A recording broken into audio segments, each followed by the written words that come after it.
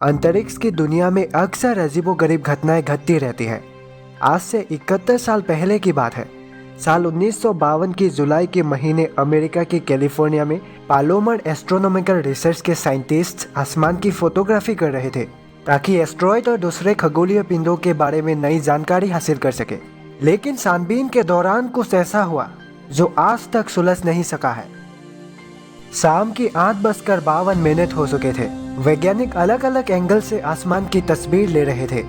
तभी उनकी कैमरे में 3 टिमटिमाती हुई तारे कैद हुई और वो तीनों ही तारे एक दूसरे के करीब थे और उनकी चमक भी ज्यादा थी। फिर 9:45 पर जब आसमान की उसी जगह को फिर से देखा गया तो तीनों के तीनों तारे गायब थे। बहुत खोजबीन के बाद भी दोबारा उन तारों की मौजूदगी के बारे में सबूत नहीं मिला। लेकिन 1 घंटे के अंदर अंदर कोई तारा कैसे गायब हो सकता है? और यहाँ पर तो 3 तारे थे, तीनों के तीनों ही आसमान में कभी भी दिखाई नहीं दिया।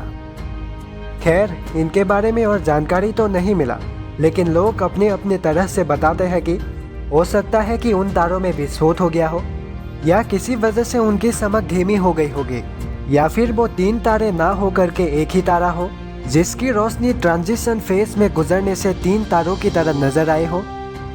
क्या पता अगर वो कोई खगोलीय पिंड था ही नहीं, आसमानी हलचलों की वजह से कुछ धूल के कण ही तारे जैसा दिखाई दे गया हो। क्योंकि वो साइंटिस्ट जहां आसमान की छानबीन कर रहे थे, पास में ही परमाणु हथियार का टेस्टिंग होता था। वैसे वो एक रेगिस्तानी इलाका था। टेस्टिंग के दौरान जो रेडियो एक्टिव धूल उड़ते हैं, शायद उसी वजह से कैमरे की तस्वीरों में चमकीले धब्बे दिखाई दिए हो।